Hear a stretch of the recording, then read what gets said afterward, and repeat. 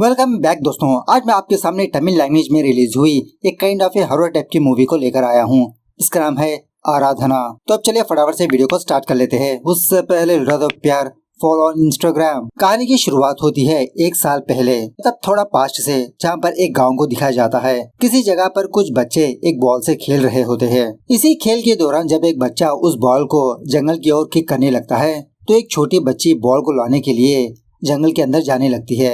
Actually इनके parents ने ये कहा था कि जंगल के अंदर जाना मना है। अब उस बच्ची को पता नहीं होता, वो बच्ची बॉल ढूंढते हुए जंगल के अंदर जाने लगती है। वो बच्ची उस जगह पर कोई चीज को देखकर जोर से चिल्लाने पर बाकी बच्चे भी इसके पास आते हैं। वो बच्चे भी वहाँ की चीज को देखकर जोर से चिल्लाने लगते हैं। एक्चुअली वहाँ पर एक इंसान का स्कल होता है। यही चीज देखकर वो बच्चे डर गए। उसके बाद सीन प्रेजेंट डे पर शिफ्ट होता है, जहाँ पर प्रदीप नाम के एक राइटर को दिखाया जाता है। जब प्रदीप कुछ लिख रहा होता है तो इसकी बीवी माया इसके पास आकर अपना प्रेगनेंसी टेस्ट दिखाने लगती है। ये देखने के बाद प्रदीप माया पर गुस्सा करने लगता है। मतलब ये बंदा यही सोचने लगता है कि ये कोविड का टेस्ट है। लेकिन बहुत देर के बाद इसकी दिमाग की बत्ती जलकर माया के पास जाकर बहुत खुश होने लगता है। प्रदीप और माया यही बात प्रदीप की माँ को बताने पर इसकी माँ भी बहुत खुश होने लगती है। प्रदीप की माँ को कुछ हेल्थ इश्यूज होते हैं, जिसकी वजह से ये व्हीलचेयर में ही होती है। एक्चुअली माया एक डॉक्टर होती है, सर्जन। प्रदीप से कहने लगती है कि जब ये 5 महीने की प्रेग्नेंट होगी तब ये काम पर जाना बंद करेगी। अब इसी खुशी के माहौल में एक दिन प्रदीप की माँ की मौत हो जाती है। प्रदीप बहुत मायूस होने लगता है, अपने काम पर भी फोकस नहीं कर पाता। अपने माइंड को डाइवर्ट करने के लिए प्रदीप दूसरी जगह पर जाने लगता है, माया को घर में ही अकेला छोड़कर। एक्चुअली प्रदीप अपने फ्रेंड के साथ एक छोटी सी ट्रिप पर जाता है। शायद वहाँ से इसको कुछ इंस्पिरेशन मिले नई कहानी लिखने के लिए। लेकिन अभी भी प्रदीप डिप्रेशन से बाहर नहीं आया होता, जब जब दवाइयाँ खाते रहता है। खैर एक दिन प्रदीप किसी बुक स्टोर पर जाता है। उसी वक्त एक बंदा प्रदीप के पास आकर कहने लगता है कि तुम पूरी कहानी लिखो, मैं डिस्ट्रीब्यूट करूंगा। मतलब प्रदीप ने मायासुर नाम की एक कहानी लिखी थी। वो कहानी की समरी इस बंदे को पसंद आने पर उस कहानी को कंटिन्यू करने के लिए कहता है। दूसरी तरफ जब माया सर्जरी कर रही होती है तो अचानक से ये बेहोश हो जाती है। प्रदीप को ये इन्फॉर्मेशन मिलने पर प्रदीप फटाफट से माया के पास जाता है। माया कहने लगती है, अरे कुछ नहीं, काम कुछ ज्यादा हो गया था और मैं थक गई थी। प्रदीप कहने लगता है, इसीलिए मैंने कहा कि तुम छुट्टी ले लो। माया कहने लगती है कि हॉस्पिटल वालों ने ही मुझे छुट्टी दे दी। उसके बाद जब ये दोनों वापस अपने घर पर आते हैं तो प्रदीप टीवी पर एक न्यूज देखने लगता है। मतलब किसी गांव में किसी जगह पर कुछ कंकाल मिले पुलिस वालों को। पुलिस इस केस की इन्वेस्टिगेशन कर रही है। उस गांव का नाम होता है वही मायासुर। प्रदीप उस न्यूज को बस ऐसे ही देखते रहता है। उसके बाद प्रदीप उसी न्यूज के बारे में अपने लैपटॉप में थोड़ा रिसर्च करते रहता है कि कितने स्केलेटन्स पाए गए, कहाँ पर पाए गए। फटाफट से अपने फ्रेंड को कॉल करके कहने लगता है कि कल हमें किसी जगह पर जाना है, कहाँ पर जाना है ये मत पूछो, बस तुम बैग पैक करके आ जाओ। सुबह होने के बाद प्रदीप यही बात माया को बताने लगता है कि दूसरी जगह पर जा रहा है कहानी लिखने के लिए। लेकिन माया थोड़ा सा डिसअपॉइंट होने लगती है। प्रदीप जाने से पहले एटलीस्ट माया प्रदीप को बाय भी नहीं बोलती। अब माया की मायूसी देखकर प्रदीप कहने लगता है, ठीक है तुम भी मेरे साथ आ जाओ। शॉकिंगली माया ऑलरेडी अपनी बैग पैक कर चुकी होती है। अब गाड़ी के पास आने के बाद प्रदीप का फ्रेंड होता है। माया इनडायरेक्टली प्रदीप के फ्रेंड से कहने लगती है कि तुम क्यों कबाब में हड्डी बन रहे हो। बंदा माया की बात को समझकर वापस अपने घर चला जाता है। उसके बाद प्रदीप और माया वही मायासुर गांव पर जाने लगते हैं। एक छोटा सा ट्रिप भी हो जाएगा। इस गांव पर आने के बाद पहले ये दोनों किसी चाय की दुकान पर रुकते हैं। प्रदीप ये देखता है कि इस गाँव में ढंग से नेटवर्क ही नहीं है। उसी चाय की दुकान के पास किसी लड़की को भी देखता है जो कुछ लिख रही होती है। उसके बाद माया प्रदीप के पास आती है। एक्चुअली प्रदीप ने कुछ होटल वगैरह बुक ही नहीं किया था। इसका तो अपने फ्रेंड के साथ आने का प्लान था। अब यहाँ पर नेटवर्क नहीं। अब उसी दुकान के पास एक लड़की बैठी होती है ना। प्रदीप उस लड़की से मदद मांगने पर वो लड़की कहने लगती है, एक्चुअली इस गांव के प्रेसिडेंट के पास एक विला है। जब जब कुछ लोग वहां पर जाकर रह सकते हैं, मैं प्रेसिडेंट साहब से जाकर बात करूंगी, अगर उन्होंने मान लिया तो ठीक है। इस तरह से वो लड़की इन दोनों को गांव के प्रेसिडेंट के पास ले जाने लगती है।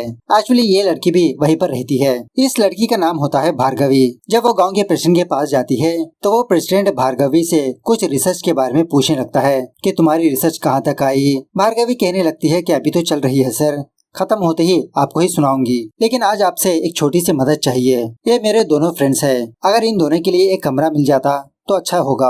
वो प्रेसिडेंट कहने लगता है, अरे इसमें कौन सी बड़ी बात है। उसी विला में कमल नाम का एक बंदा भी रहता है, शायद ये भार्गवी से प्यार करते रहता है। प्रदीप और माया को देखकर प्रदीप की हल्के से हेल्प करने लगता है। कमल उन दोनों को एक रूम दिखाने लगता है। ये रूम माया को बहुत पसंद आने लगता है। नेचर फ्रेंडली होता है, पीसफुल एरिया। खैर रात होने के बाद उसी विला के पास एक छोटी सी पार्टी चल रही होती है। एक्चुअली बात यह है कि सैटरडे और संडे कुछ स्टूडेंट्स यहाँ पर आकर अपना टाइम स्पेंड करते रहते हैं। थोड़ी देर के बाद प्रदीप उस पार्टी के पास पहुँचता है। भार्गवी प्रदीप को देखकर अपने ग्रुप में शामिल करने लगती है, मतलब अपने दोस्तों से इंट्रोडक्शन करवाने लगती है। इसी ग्रुप में यामिनी नाम की एक लड़की होती है जो एक मेडिकल स्टूडेंट होती है और उसी तरह से ये यामिनी गांव के प्रेसिडेंट की बेटी होती है। वो कमल प्रदीप से पूछने लगता है कि आखिरकार आप यहाँ पर क्यों आए हो। प्रदीप कहने लगता है कि एक्चुअली मैं एक वेटर हूँ, एक कहानी लिख रहा हूँ, पर्टिकुलर लोकेशन के लिए यहाँ पर आया हूँ। मेरे साथ मेरी बीवी भी आई है, माया। वो भार्गवी भी अपने बारे में बोलने लगती है कि फॉरेंसिक साइकोलॉजी स्टूडेंट है, अपने थीसिस के लिए यहाँ पर आई है, कुछ रिसर्च वगैरह करने के लिए। इसी बात में प्रदीप और भार्गवी कुछ किताबों के बारे में भी डिस्कस करने लगते हैं। तभी यहाँ पर माया भी आती है। प्रदीप को भार्गवी से बात करता हुआ देख थोड़ा सा जेलस फील होने लगती है। खैर माया उन लोगों से पूछने लगती है कि आखिरकार इस गाँव में हुआ क्या था। जो भी बंदा या बंदी मुझे देखते हैं यही बात पूछ रहे हैं कि आप यहाँ पर क्यों आए हो, किस काम से आए हो, आप तो प्रेग्नेंट हो, यहाँ पर नहीं आना चाहिए, क्या इस गांव में कोई भूत प्रेत की कहानी है। यह सुनने के बाद कमल और उसका फ्रेंड योगी माया को 1 साल पहले का इंसिडेंट बताने लगते हैं। वही जो मूवी की स्टार्टिंग में दिखाया गया था ना, कुछ बच्चे बॉल से खेल रहे थे, एक बॉल जंगल के अंदर चला गया। जब उनका बॉल जंगल में गया तो एक बच्ची जंगल के अंदर गई, वहाँ पर इन लोगों को एक स्कल मिला। भार्गवी कहने लगती है कि रिसर्च से ये बात पता चली कि वो स्केलेटन्स 30 साल पुराने थे और अभी तक ये बात पता नहीं चली कि वो स्केलेटन्स किसके थे, वहाँ पर कैसे आए, एक मिस्ट्री की तरह रह गई। उसके बाद माया उस यामिनी को देखकर इसके बारे में पूछने लगती है। यामिनी कहने लगती है कि मैं एक मेडिकल स्टूडेंट हूँ। माया के बारे में जानने के बाद कहने लगती है कि मुझे आपसे एक छोटा सा सवाल पूछना है, आप यहीं पर रुकिए, मैं अभी आई। इस तरह से यामिनी वहाँ से उठकर चली जाती है। उसके बाद धीरे धीरे एक के बाद एक वहाँ से उठकर चले जाते हैं कि आप लोग बात करते रहिए, मैं अभी आई। सारे लोग जाने के बाद माया प्रदीप को हल्के से डांटने लगती है कि तुम तो उस लड़की से बड़ा चिपक कर बैठे थे। प्रदीप समझाने लगता है, अरे नहीं बेबी, वो कुछ किताबों के बारे में बात कर रही थी, बस मैंने सोचा कि मेरी कहानी में भी कुछ काम आ जाएंगे। खैर रात होने के बाद प्रदीप अपने कमरे से बाहर आकर किसी जगह पर ऐसे ही बैठा रहता है। तभी प्रदीप को ऐसा लगता है कि चुप चुप के कोई इसको देख रहा है। इस तरफ कमरे के अंदर माया ये देखती है कि इसके बगल में प्रदीप नहीं। सोचने लगती है कि इतनी रात को कहाँ पर गया होगा। इस तरह से पानी पीने के लिए जब किचन में जाती है तो माया को कुछ आवाजें सुनाई देती है, मतलब किसी की रोने की आवाजें। शॉकिंगली माया को वो यामिनी नजर आती है जो उसी जगह पर बैठकर रो रही होती है। माया ये भी देखती है कि उस यामिनी के प्राइवेट पार्ट से काफी सारा खून बह चुका होता है। माया शॉक में रह जाती है, कहने लगती है कि इतना सारा खून। यामिनी तुम फिक्र मत करो, मैं तुम्हारा ट्रीटमेंट करूंगी। उसी वक्त ये छोटी बच्ची माया के पास आकर कहने लगती है कि लोग कह रहे हैं कि यामिनी दीदी को कुछ हुआ है। माया कहने लगती है, अरे यामिनी तो मेरे पास ही है। इस तरह से पलटकर देखने पर वहाँ पर यामिनी मौजूद नहीं होती। इस चीज को ऑब्जर्व करके माया तो बहुत डरने लगती है। बाद में माया शीशे में अपने चेहरे को देखने पर खून के धब्बे भी लगे होते हैं। तभी प्रदीप माया के पास आता है, लेकिन माया तो नॉर्मल ही होती है। माया से कहने लगता है कि मैंने सुना है कि उस यामिनी के साथ कुछ हुआ है। यामिनी के साथ क्या हुआ देखने के लिए ये दोनों उस जगह पर जाने लगते हैं। अब भार्गवी भी वहीं पर जा रही होती है। प्रदीप कहने लगता है कि तुम भी हमारे साथ आ जाओ, वो प्लेस दिखाओ। वहाँ पर जाकर देखने पर यह बात पता चलती है कि वो यामिनी आधी जल चुकी होती है। ऑलरेडी यहाँ पर काफी सारे लोग जमा हो चुके होते हैं। यामिनी का फादर भी, मतलब वही प्रेसिडेंट भी आकर बहुत फूट फूट के रोने लगता है। थोड़ी देर के बाद पुलिस वाले, फॉरेंसिक वाले यहाँ पर आकर अपने तरीके से इन्वेस्टिगेशन करने लगते हैं। पुलिस वाला यामिनी के फ्रेंड से पूछताछ करने पर इसको ये बात पता चलती है कि यामिनी का एक बीएफ है। यामिनी के बीएफ के बारे में यामिनी के फादर को पता चलने पर उन दोनों के बीच झगड़ा हो रहा था। खैर पोस्टमार्टम वगैरह खत्म होने के बाद उस यामिनी का अंतिम संस्कार होने लगता है। तभी वहाँ पर यामिनी का बीएफ आने लगता है कि मुझे यामिनी को देखना है। उस पुलिस वाले से भी कहने लगता है कि सर यामिनी को उसके फादर ने ही मार दिया, क्योंकि वो पहले से ही हम दोनों के बारे में जानता था और यामिनी को मुझसे मिलने के लिए रोक रहा था। लेकिन पुलिस वाला उस बंदे को 2-4 थप्पड़ मारकर वहाँ से भगा देता है। उसके बाद प्रदीप, भार्गवी, कमल, योगी उसी यामिनी के बारे में बातचीत करते रहते हैं कि मुझे तो यकीन ही नहीं हो रहा कि कल तक यामिनी हमारे आंखों के सामने थी, अब वो मर चुकी है। इसी बातों ही बातों में चाय वाला बंदा इन लोगों के पास आता है चाय देने के लिए। यामिनी की मौत जहाँ पर हुई होती है थोड़ी दूरी पर एक मंदिर होती है। तो प्रदीप उस चाय वाले से उस मंदिर के बारे में पूछने लगता है। चाय वाला बंदा कहने लगता है कि पता नहीं वो मंदिर कौन सी थी, लेकिन मैंने सुना है कि पहले उस मंदिर के पास बलि दी जाती थी और मैंने ये भी सुना कि काफी सालों पहले प्रेग्नेंट औरतें और उसी तरह से उनके बच्चे मिसिंग होने लगे। गाँव वाले जब उनको ढूंढने के लिए गए थे तो उस मंदिर को फाइंड आउट किया। गांव वालों ने उस मंदिर को बंद कर दिया। अब भार्गवी भी अपने रिसर्च के बारे में बताने लगती है। 1700 के दरमियान में हमारे देश में ठगीस नाम के कुछ ग्रुप रहा करते थे। उस ग्रुप ने काफी सारे लोगों की हत्या करने लगे थे, लेकिन वो लोग हत्या पैसों के लिए नहीं किया करते थे। वो लोग अपने देवता को खुश करने के लिए इंसानों की बलि दिया करते थे। 1830 के दरमियान में वहाँ की गवर्नमेंट ने इन ठगीस को मारना शुरू कर दिया। कुछ लोग भाग गए, कुछ लोग बच गए। बचे हुए लोग इस गांव पर आकर अपनी जिंदगी गुजारने लगे। प्रदीप पूछने लगता है क्या वो ग्रुप अभी भी इस गांव में मौजूद है। भार्गवी कहने लगती है कि मे बी नॉट, टाइम के साथ वो भी विलुप्त हो चुके होंगे। भार्गवी ये भी कहने लगती है अब पता नहीं यामिनी की हत्या किसने की, पोस्टमार्टम रिपोर्ट आने के बाद ही पता चलेगा। उसी रात जब माया अपने कमरे में सो रही होती है तो माया को यामिनी का बहुत ही भयंकर सा सपना नजर आता है। वो सपना देखकर ये फटाक से अपनी नींद से जाग जाती है। बाद में माया एक ग्लास में पानी भरने लगती है पानी पीने के लिए, लेकिन पलट कर देखने पर वो भरा हुआ ग्लास वहाँ पर मौजूद नहीं होता। उसी तरह से इसको ऐसा लगता है कि इसके पीछे कोई है, वही पानी पी रहा है। फटाक से वो उस जगह से हटकर देखने पर इसके बेड पर कोई भी नहीं होता। दोबारा इसको कुछ अजीब की आवाजें सुनाई देती है कि माया मेरी मदद करो। तभी इसके पास प्रदीप आने पर माया डर के मारे प्रदीप को एक थप्पड़ मारती है। बाद में इसको हक करके थोड़ा रिलैक्स होने लगती है। थोड़ी देर के बाद इसको वही प्रदीप की आवाज सुनाई देती है कि माया तुम कहाँ पर हो, मैं घर आ चुका हूँ। माया डर के मारे धीरे धीरे इस प्रदीप से दूर हट जाती है। वहाँ पर कोई प्रदीप नहीं होता। असली प्रदीप माया के पास आता है। माया इस सब के बारे में प्रदीप को कुछ भी नहीं बताती। उसके बाद प्रदीप अपनी कहानी थोड़ी लिखकर बेड पर जाकर सो जाता है। सुबह होने के बाद प्रदीप ये देखता है कि कल रात इसने जिस पोजीशन पर अपनी किताब को रखा था वैसे नहीं है। किताब ओपन करके देखने पर कुछ कहानी लिखी होती है। प्रदीप तो शॉक में रह जाता है। माया से पूछने लगता है कि माया क्या तुमने मेरी किताब को छुआ। माया कहने लगती है कि मैं क्यों तुम्हारी किताब को छूंगी। दूसरी तरफ वो भार्गवी एक डॉक्टर के पास जाती है उस यामिनी की पोस्टमार्टम रिपोर्ट लेने के लिए, लेकिन वो डॉक्टर टोटली मना करने लगता है देने से।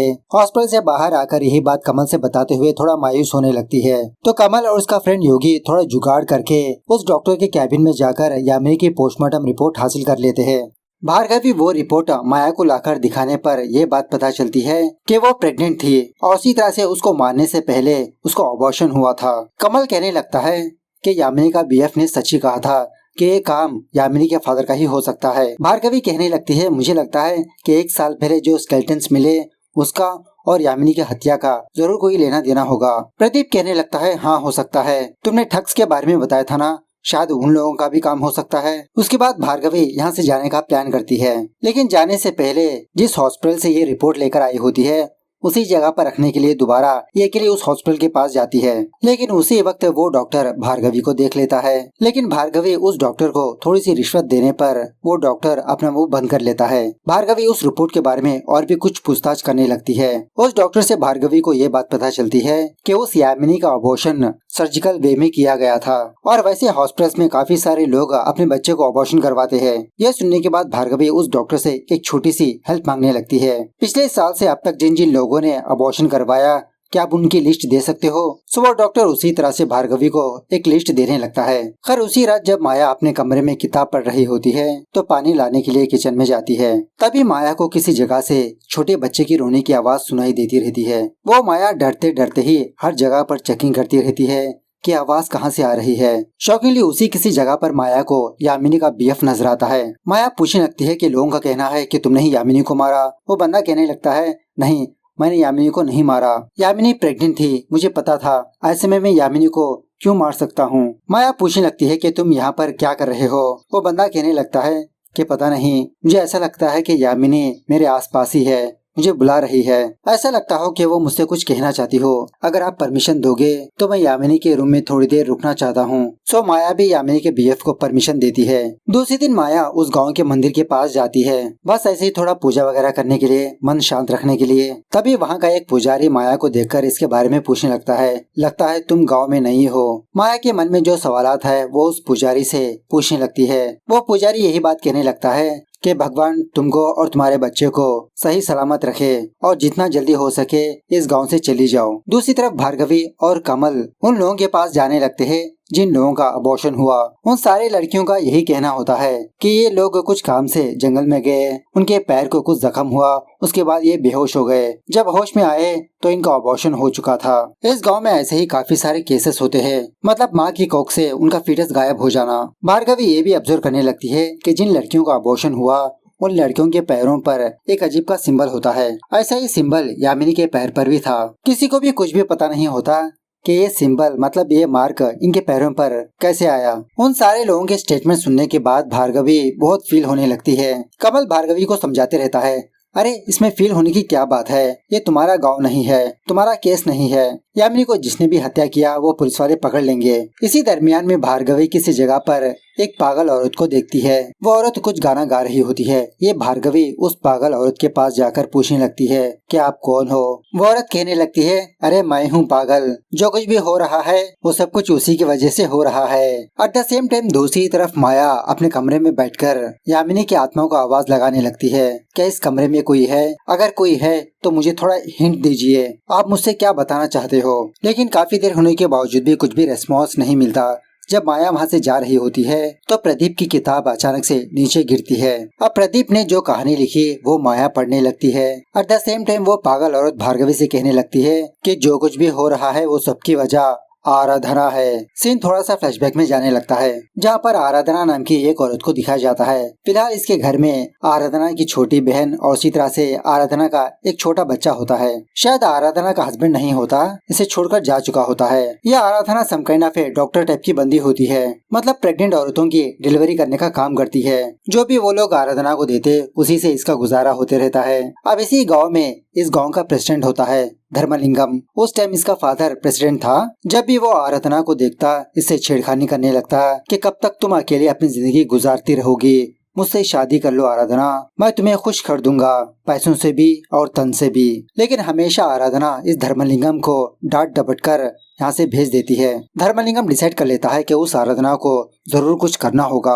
उसने मेरे सामने ही अपनी जुबान लड़ाई। एक रात आराधना का घर का दरवाजा कोई खटखटाने लगता है। जब बाहर जाकर देखती है तो एक लड़की होती है। एक्चुअली ये लड़की प्रेग्नेंट होती है। अबॉर्शन के लिए आराधना के पास आती है। आराधना तो शॉक में रह जाती है कि इसकी वजह कौन है। वो लड़की कहने लगती है कि दीदी धर्मलिंगम है। अब मैं ये बात घर में भी बता नहीं सकती, अगर गांव में जाकर बता दूंगी तो पता नहीं धर्मलिंगम और उसके फादर मेरी फैमिली का क्या हाल करेंगे।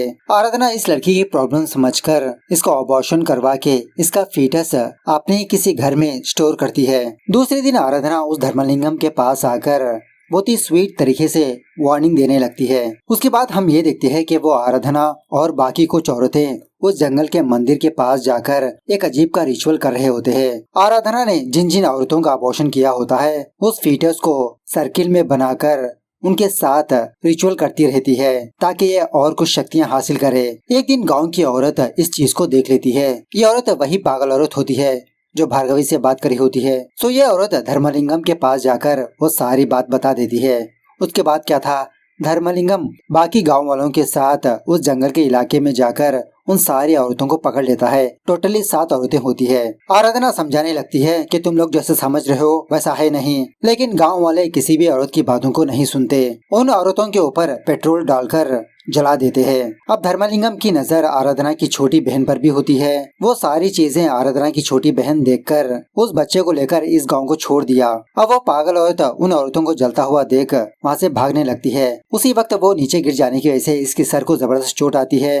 उसी चोट की वजह से ये औरत पागल हो जाती है। सीन प्रेजेंट डे पर शिफ्ट होता है। वो पागल औरत तो यही सारी बातें भार्गवी को बताने लगती है। एक्चुअली उस टाइम एक और बात हुई होती है। उन 7 औरतों में से एक औरत जलती हुई किसी जगह पर भाग जाती है। अब शॉकिंगली यही सारी चीजें प्रदीप ने अपनी किताब में लिखी होती है। उसी किताब के अंदर इसको एक सिंबल भी नजर आता है। यही सिंबल उन औरतों के पैर पर था, मार्क। माया ऐसा ही एक मार्क एक कबोर्ड के ऊपर देखती है। शॉकिंगली उस कबोर्ड के अंदर एक और सीक्रेट कमरा होता है। माया उसी कमरे के अंदर आराधना और उसके बच्चे की फोटो को देखती है। समझ जाती है कि जिसका मतलब ये कमरा आराधना का था। तभी इस कमरे पर इसका हस्बैंड प्रदीप आता है। माया कहने लगती है कि प्रदीप, मैंने तुम्हारी किताब पढ़ी, वो सारी स्टोरी तुम्हें कैसे पता? क्या यामिनी को तुमने ही मारा? प्रदीप कहने लगता है कि मैंने यामिनी को नहीं मारा, इसका मेरा कोई लेना देना नहीं। प्रदीप ये भी कहने लगता है कि वो आराधना इसकी माँ है। कुछ दिनों पहले जो मर गई थी ना, वो इसकी आंटी थी। प्रदीप की आंटी मरने से पहले इसकी असली माँ के बारे में बताया था। इसकी माँ का नाम आराधना है,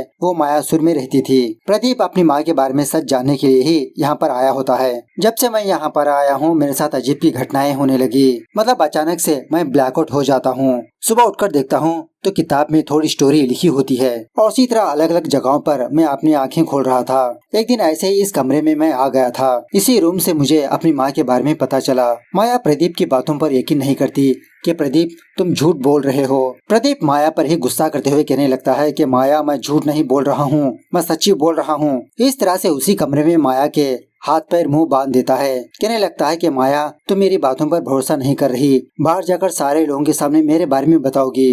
तुम तो मेरी बीवी हो ना, इसलिए माया तुम यहीं पर रहो, मैं यहाँ से जाऊंगा, अपनी कहानी खत्म करूंगा। दुनिया को कहानी बताकर मैं तुम्हारे पास आऊंगा, जब तक वो तुम्हारा ख्याल रखेगी, मेरी माँ। दूसरी तरफ भार्गवी, कमल और योगी उसी जंगल के इलाके में जाते हैं कुछ और सबूत को हासिल करने के लिए। किसी जगह पर इन तीनों को एक बहुत ही पुराना मकान नजर आता है। इस तरफ जब प्रदीप जा रहा होता है तो इसके दिमाग में कुछ अजीब की आवाजें सुनाई देती रहती है कि प्रदीप उसकी बातों को मत सुनो, मार दो उसे। इस तरफ इन तीनों को ऐसा लगता है कि कोई इनके पीछे है। इस तरह से ये मूवी यहाँ पर दी एंड होती है। लगता है मेकर्स इस मूवी का दूसरा पार्ट भी लाने वाले है। अब शायद सेकंड पार्ट में ही पता चलेगा कि उस यामिनी की हत्या किसने की, प्रदीप ने या तो फिर उसकी माँ ने। लास्ट सीन से यही बात पता चलती है कि आराधना अभी भी जिंदा है। खैर मिलते हैं अगली वीडियो में, तब तक take care, bye bye, see you soon.